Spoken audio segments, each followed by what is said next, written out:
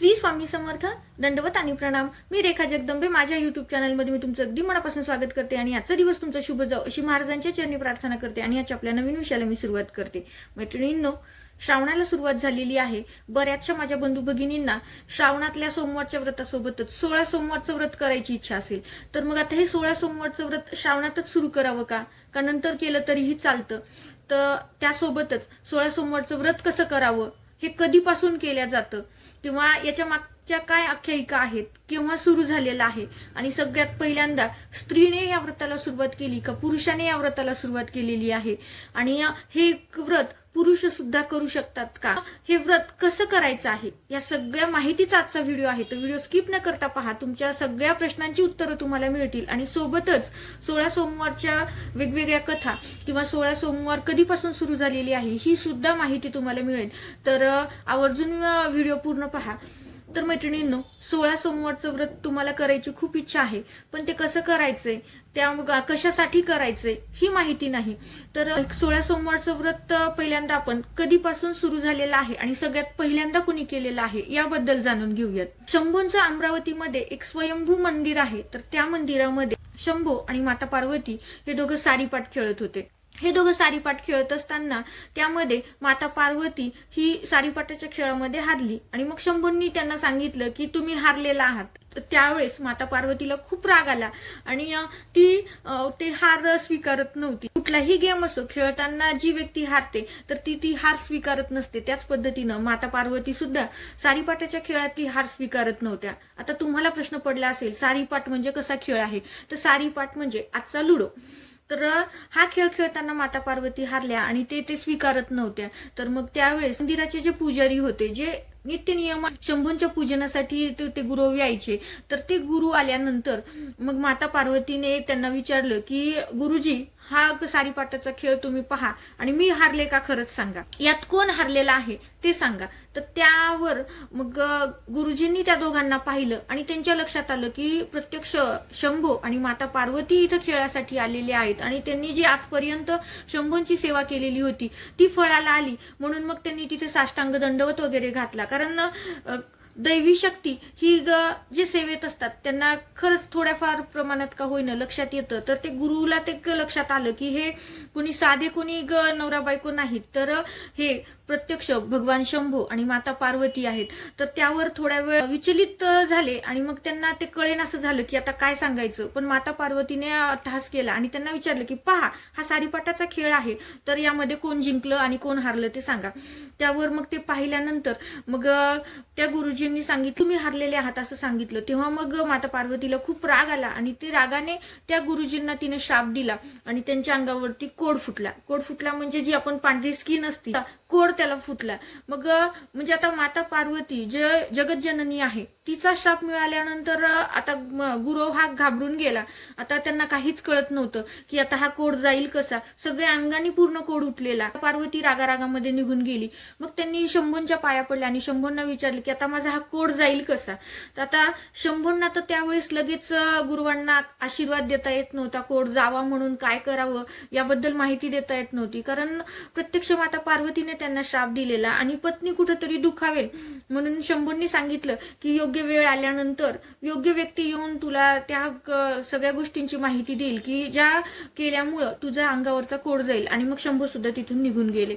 मग आता काही दिवस गेले. काही दिवस गेल्यानंतर त्या मंदिरामध्ये पूजा करत असताना एके दिवशी अप्सरा आल्या आणि अप्सरा आल्या आणि त्या गुरुवाला बोलत होती की तुमच्या अंगावरती जो कोड आलेला आहे तर तो कोड जाण्यासाठी तुम्हाला उपाय सांगण्यासाठी मला इंद्रदेवानी पाठवलेला आहे. तर त्यावेळेस मग गुरुवाला खात्री पटली की भगवान शंभूंनी त्यांना सांगितलं होतं की योग्य वेळ आल्यानंतर तुला मार्गदर्शनासाठी कुणीतरी येईल, परंतु मला आता काही सांगता येणार नाही. तर ती गोष्ट त्यांना क्लिक झाली आणि मग त्यावेळेस त्या अप्सरेने 16 सोमवारचं व्रत शंभूंचं त्या गुरुवाला करायला सांगितलं. मग त्या गुरुवानी 16 सोमवारचं व्रत कसं करतात याबद्दलची पूर्ण माहिती देण्यासाठी सांगितली आणि त्या अप्सरेने सगळी सविस्तर माहिती, 16 सोमवारचं व्रत कसं करायचंय, 17व्या सोमवारी त्याचं उद्यापन कसं करायचंय, 16 सोमवारच्या व्रतामध्ये नैवेद्य काय करायचं. मुख्यतः 16 सोमवारमध्ये काहीही न खाता पिता हे व्रत केलं जातं. म्हणजे आपल्याला पाणी सुद्धा घ्यायचं नसतं. या पद्धतीचं हे व्रत आहे. पण आता आपल्या शरीरयष्टी असणार नाही नाही म्हणून आपण फलाहार वगैरे घेतो, परंतु सोमवारच्या कुठल्याही शंभूच्या कुठल्याही व्रताला आपल्याला मीठ खायचं नसतं. त्यामुळे व्रत हे आपण फलाहार करून निर्जला पद्धतीनं करायचं असतं.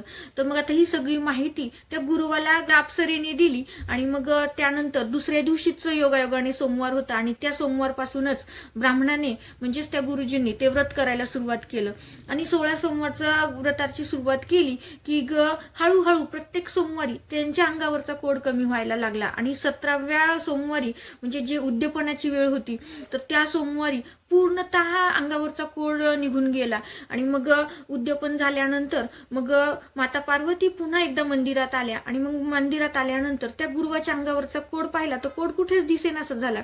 त्यावरती माता पार्वतीने त्यांना विचारलं की हा श्राप मी तुम्हाला दिलेला होता तर तो श्राप खंडित कसा झाला किंवा ते मी दिलेला श्राप असताना सुद्धा तुमच्या अंगावरचं कोड कसं कमी झालं, तुम्ही कुठल्या प्रकारचं व्रत केलं की ज्यामुळं माझा श्राप असताना सुद्धा ते श्राप फलित गेला नाही किंवा असं एवढं प्रभावी व्रत कोणतं तुम्ही केलं हे विचारलं. तर त्यावेळेस त्या ब्राह्मणांनी जे माता पार्वतीला सांगितलं की मला असं 16 सोमवारचं व्रत करायला सांगितलं, शंभूंच्या आशीर्वादामुळे माझ्या अंगावरचा सगळा कोड गेला. तर त्यावरती माता पार्वतीने मग शंभूकडे गेल्या आणि शंभूंना विचारल्या की या व्रताची एवढी महिमा आहे की मी दिलेला शाप सुद्धा तिथं खंडित झाला आणि त्या ब्राह्मणाच्या त्या गुरुजींच्या अंगावरचा सगळा कोड निघून गेला. तर हे एवढं प्रभावी व्रत कुठल्या कुठल्या फळासाठी कुठल्या कुठल्या इच्छेसाठी आपण करू शकता. त्यावर भगवान शंभूंनी त्यांना सांगितलं की हे व्रत मुख्यतः सौभाग्य वृद्धीसाठी केलं जातं, त्यासोबतच आरोग्यासाठी केलं जातं. म्हणजे आपल्याला निरोगी आरोग्य पाहिजे असेल तर आपण हे व्रत करू शकतो. आता निरोगी आरोग्य म्हटलं की भगवान शंभूंच्या जो कोणी सेवा करतो तर खरंच तो कुठल्याही आजारांनी बाधित राहत नाही किंवा अनेक आजारांनी जेव्हा एखाद्या व्यक्ती बाधित असतात तर शंभूंच्या सेवेमुळे त्यांच्या बाधा दूर होतात. असं म्हणतात की अध्यात्मामध्ये सूर्य हे एक डॉक्टर आहेत म्हणजे, परंतु त्यापेक्षा जो मोठा वैद्य आहे तर ते भगवान शंभू आहेत असं म्हणतात. त्यामुळं शंभूंच्या सेवा केल्यानंतर कुठलाही आजार कुठलाही व्याधी आपल्याला राहत नाही किंवा जडत नाही. तर त्यामुळं हे आरोग्यासाठी सुद्धा आपण व्रत करू शकतो, निरोगी आरोग्यासाठी सुद्धा आपण हे व्रत करू शकतो. आणि त्यानंतर ज्यांचे विवाह होत नाहीत तर त्यांनी सुद्धा हे व्रत करू शकतात किंवा ज्यांना संतान प्राप्ती नाही तर त्यांनी सुद्धा हे व्रत करू शकतात. आणि त्यासोबत ज्यांना आयुष्यामध्ये धन धान्य समृद्धी हवी आहे तर त्यांनी सुद्धा हे व्रत करू शकतात. कारण शंभूंच्या व्रतामुळं रावणाला सुद्धा लंका प्राप्त झालेली आहे, म्हणजे सोन्याची लंका त्याला मिळाली. तर हे अशी देवता आहे की या देवतेच्या ह्या व्रताच्या पूजनामुळं आपल्याला आरोग्य मिळतं, धनधान्य समृद्धी मिळते, सुख समाधान मिळतं. हे सगळ्या गोष्टी आपल्याला आयुष्यात मिळवण्यासाठी हे व्रत खूप महत्वाचं आहे. आणि त्यासोबतच दुरावलेल्या व्यक्ती असतील तर त्या दुरावलेल्या व्यक्ती म्हणजे आपल्या हृदयाच्या जवळच्या व्यक्ती आहेत पण त्या दुरावल्यात तर अशा वेळेस त्या दुरावलेल्या व्यक्ती आपल्या जवळ येण्यासाठी सुद्धा हे व्रत खूप महत्वाचं आहे. अशा प्रकारचे फायदे ह्या व्रताचे आहेत हे शंभूंनी माता पार्वतीला सांगितलं आणि माता पार्वतीने या व्रताला सुरुवात केली. तर माता पार्वतीला काय गरज होती हे व्रत करण्याची, कारण भगवान शंभू तर नित्य त्यांच्या बाजूलाच बसून राहायचे आणि जरी कुठे गेले तर त्यांनी एक हाक मारली तरी शंभू तिथं यायचे. तर मग त्यांना सौभाग्य वृद्धीसाठी किंवा सौभाग्यासाठी करायची काय गरज पडली. तर माता पार्वतीने हे व्रत कार्तिकेयसाठी केलं म्हणजे आपल्या मुलासाठी. कार्तिकेय हे सगळ्यात कोपिष्ट देवता म्हणले जातात. कार्तिकेयला खूप राग येतो त्यामुळं रागामध्ये ते माता पार्वतीला भांडण करून निघून गेलेले होते, कैलासावरती ते राहत नव्हते.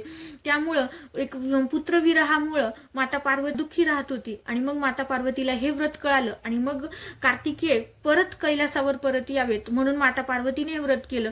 आणि मग 16 सोमवारचं हे व्रत पूर्ण झालं की 17व्या सोमवारी कार्तिकेय कैलासावरती आले. तर माता पार्वतीने त्यांना विचारलं की तुम्ही कैलासावरती का आलात, तुम्ही तर रागवून गेलेले होतात. तर त्यावेळेस कार्तिकेयनं सांगितलं की मला काहीच कळालं नाही की आपोआप मला तुमची आठवण आली आणि मला कैलासावरती यावं वाटलं म्हणून मी आलो. तर ह्या व्रताची महिमा अशी आहे की आपल्या आयुष्यामध्ये कशाचीच उणीव या व्रतामुळे राहत नाही.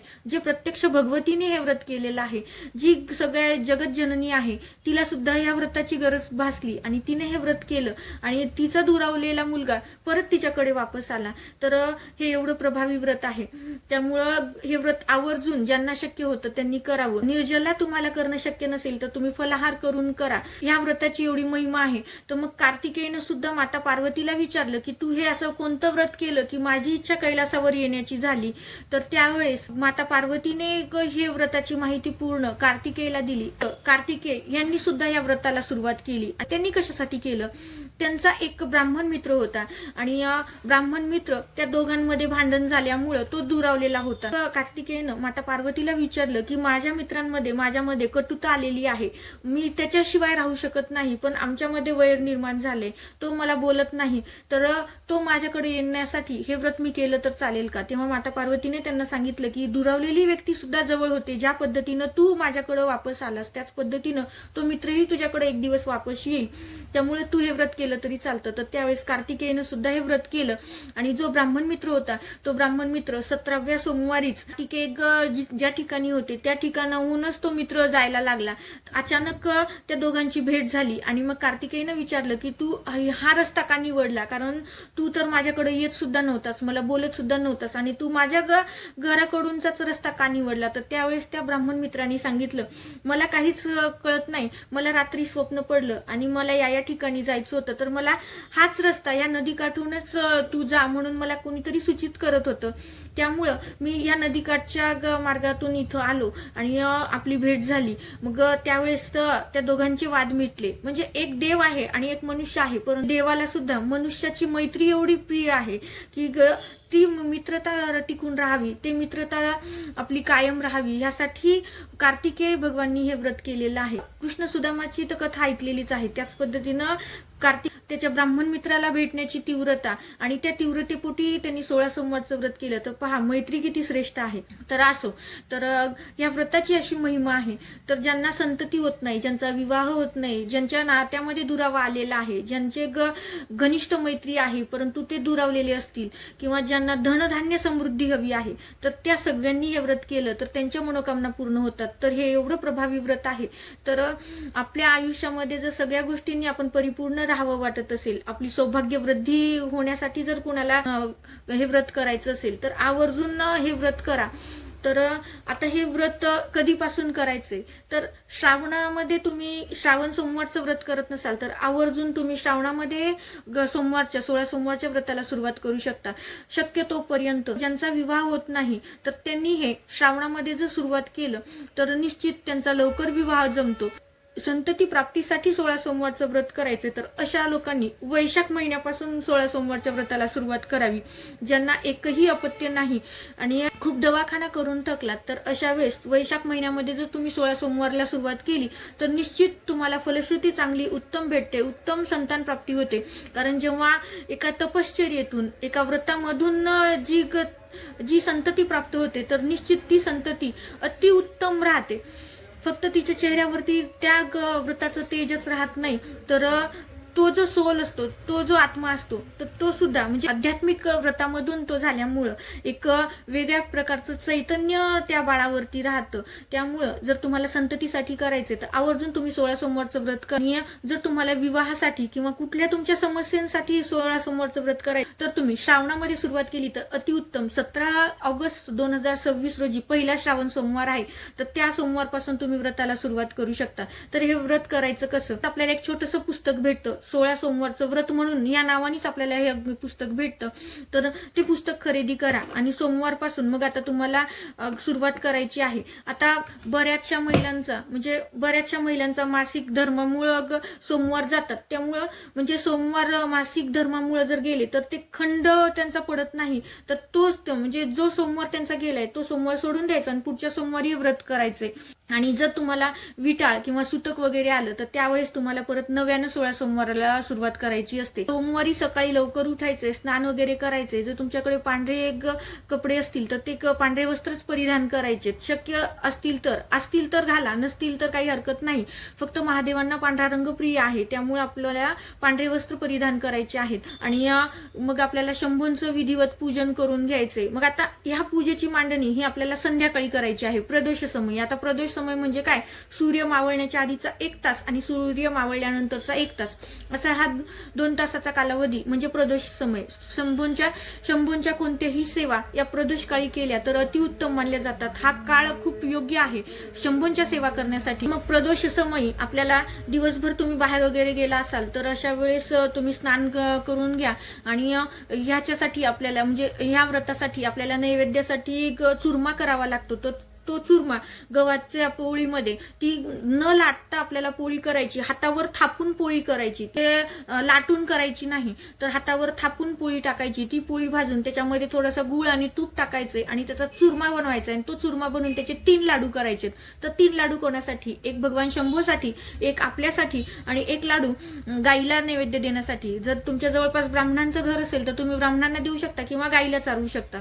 तर या पद्धतीने आपल्याला म्हणजे एक पोळीचे 3 भागात विभाजन करायचे. तिचे 3 भाग करून आपल्याला ते 3 जणांसाठी म्हणजे आता मी तुम्हाला सांगितले त्या पद्धतीनं ते 3 लाडू आपल्याला नैवेद्यासाठी करायचे. ही सगळी मांडणी म्हणजे आता सोमवारचं व्रत करताय तर तुम्हाला रविवारपासूनच तयारी करावी लागेल, कारण आपल्याला बेल आवश्यक असतो आहे. त्यामुळं आदल्या दिवशीच आपल्याला बेल तोडायचा आहे. सोमवारची पूजा करायची, आता संध्याकाळी पूजा करायची म्हणून दुपारी बेल तोडायचा नाही, कारण बेल सोमवारी तोडत नसतात. त्यामुळे आदल्या दिवशीच आपल्याला बेल, तुमच्याकडे झाड असेल तर रविवारी बेल तोडून घ्या, नसेल तर तुम्ही खरेदी सुद्धा रविवारीच करून घ्यायची आहे. आणि मग शंभूंना पंचोपचार पद्धतीनं तुम्ही स्नान घालायचे, अभिषेक करायचे. षोडशोपचार पद्धतीने सुद्धा करता येतो. आता पंचोपचार आणि षोडशोपचार मध्ये काय, तर पंचोपचार मध्ये आपल्याला 5 पदार्थ घ्यायचे असतात, दूध, दही, तूप, मध, साखर. आणि षोडशोपचार मध्ये तुम्ही आणखीन पदार्थ यात वाढवले जातात, तर 16 प्रकारचे पदार्थ वाढवले जातात. तर आपल्याकडे 16 प्रकार जरी नसले तरी सुद्धा आपण पंचोपचार पद्धतीने शंभूंना अभिषेक घालायचाय, त्यांना भस्म वगैरे लावायचे. भस्म लावून झालं की वस्त्र परिधान करायचे, त्यांच्या वस्त्राला हळद कुंकू लावायचं नाही, तर पांढरे शुभ्र वस्त्र असले पाहिजे, ते वस्त्र परिधान करायचे. तुमच्याकडे अत्तर असेल तर ते तुम्ही अत्तर लावा, भस्म लावून घ्या. चंदन असेल तर चंदनाचा टिळा लावून घ्या आणि त्यानंतर शंभूला पांढऱ्या रंगाची फुलं अर्पण करायची. शक्यतोपर्यंत पांढऱ्या रंगाचीच फुलं आपल्याला वापरायची. आणि त्यानंतर जर तुम्हाला 108 बेलपत्र भेटलेली असतील तर 108 बेलपत्र वाहून घ्यायचे. मग ते तुम्ही शिवनामावली म्हणत अर्पण करा किंवा ओम नमः शिवाय म्हणत अर्पण करा. या पद्धतीनं बेल वाहून घ्यायचंय. मग शंभूंना नैवेद्य ठेवायचा आहे. 3ही नैवेद्य समोर ठेवून संकल्प सोडून घ्यायचा आहे. पूजा झाल्यानंतर आपला नैवेद्य आपण काढून घ्यायचा आहे आणि गाईचा नैवेद्य गाईला चारवण्यासाठी काढून घ्यायचा आणि शंभूचा नैवेद्य शंभूंच्या समोर ठेवायचा आणि दुसऱ्या दिवशी तो गाईला दिला तरी चालतो. तर ह्या पद्धतीनं आपल्याला विधिवत पूजन करून घ्यायचे. तर आणि मग हे सगळी पूजा झाल्यानंतर जो आपण चुरम्याचा लाडू बनवलेला होता तर तो लाडू खाऊनच आपल्याला उपोषण आपलं सोडायचं आहे. तो लाडू खाल्ला आणि पाणी पिलं की आपलं उपोषण सुटलं. मग तुम्ही दुसरं काहीही खायचं नाही, तर दुसऱ्या दिवशी तुम्ही जेवण करायचे. या पद्धतीनं तुम्हाला 16 सोमवार करायचे. आता हे 16 सोमवारचं व्रत तुम्ही मंदिरातही करू शकता, घरी पण करू शकता. तुमची इच्छा असेल तर घरी करा आणि शक्य असेल जवळपास मंदिर तर तुम्ही मंदिरात केलं तरीही चालतं. आणि मग 17व्या सोमवारी तुम्हाला उद्यापन करायचं आहे. तर उद्यापनाचा मी वेगळा व्हिडिओ घेऊन येईल, कारण व्हिडिओ आपला खूप मोठा होता, त्यामुळं मी उद्यापन तुम्हाला यात सांगणार नाही. फक्त तुम्ही 16 सोमवार कसे करायचे, 16 सोमवारचं फळ काय आहे, कोणत्या कारणासाठी आपण 16 सोमवारचं व्रत करतो, या माहितीचा आजचा व्हिडिओ आहे. माहिती आवडली असेल तर लाईक करा, शेअर करा. आपल्या चॅनलवरती नवीन असाल तर चॅनलला सबस्क्राईब करायला विसरू नका. झालेली सेवा शंभूंच्या चरणी रुजू करते आणि हा व्हिडिओ इथंच थांबवते. श्री स्वामी समर्थ. दंडवत आणि प्रणाम.